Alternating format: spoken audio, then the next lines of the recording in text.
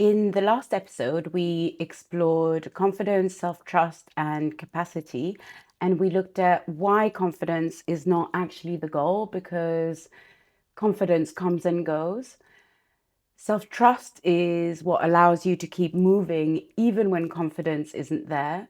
But once people stop waiting for confidence, another question naturally appears, and it's if I stop trying to become someone else, then who am I really? And perhaps even more importantly, what part of me have I left behind along the way? There was something I realized a few years ago that completely changed the way I think about creativity, content, business, and honestly, life in general. I realized I had the relationship completely backwards. I kept telling myself I needed to work on the business first, create content first, be productive first, get organized first. And so the things I actually wanted to do kept getting pushed aside. And it was like I wanted to go dancing later, painting later, go meet friends later, enjoy myself. I'll do that later. And I felt like first I needed to grow the business, I needed to create the content, I needed everything sorted, and then later I can go and have some fun. And one day it hit me. I was doing exactly what my ex had done. He would lock himself in his room, create his music, and my advice to him had always been creativity comes from living, go outside, live a little. And now I found myself doing exactly the same. Every moment in life where we feel most alive, I would like to bet that none of them come from sitting at a laptop trying to force inspiration. They happen while we're out and about and we're living our life. For me, it was when I was traveling through India, for example, or I was standing in the jungle in Costa Rica, or when I'm sitting around a table having deep conversations with people that I love. So, what makes those experiences feel alive? I think there's a bunch of things, but one of them for me anyway is I feel connected. And that can be feeling connected to myself, to life, to ideas, to what actually matters. And it's when expression stops being something forced, but it's something that's just flowing and that's happening in the moment. And I think that's where a lot of people unknowingly get trapped. They postpone the very thing that makes them feel alive. They tell themselves, I'll do that when the business is working, when I have more money, when I have more time, when things settle down, when I'm not as busy. And so the thing that would actually replenish them, reconnect them, actually remind them of why they're doing this in the first place, it just gets pushed aside when in fact, that's what makes the whole process easier. I hear this in how people describe their lives.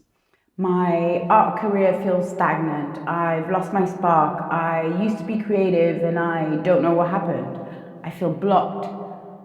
I'm not inspired. And underneath all of it is the same thing, a disconnection from the source, from the thing that makes you feel alive. I don't think most people are suffering from a lack of motivation.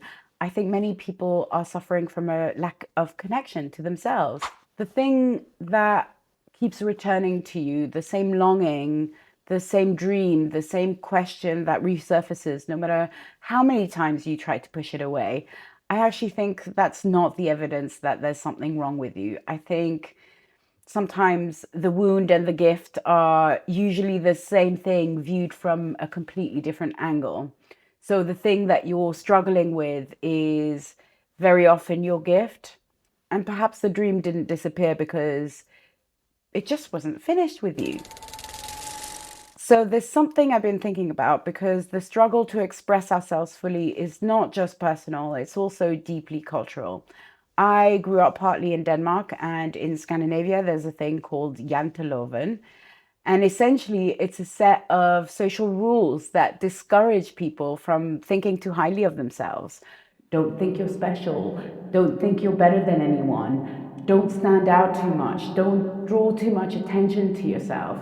You can succeed, but not too much. You can be talented, but don't talk about it.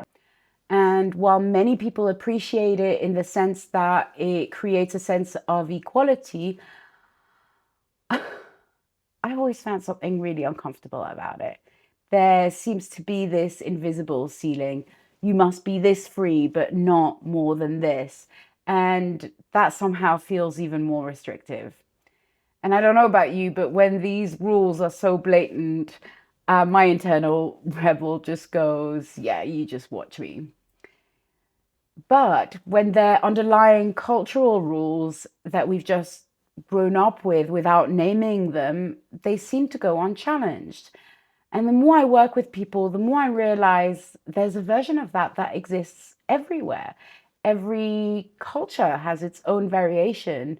Maybe your family taught you don't get too big for your boots. Maybe school taught you fit in. Maybe life taught you it's safer not to stand out. And here's what happened, because when we're children, those strategies make complete sense. Children need belonging, they need safety.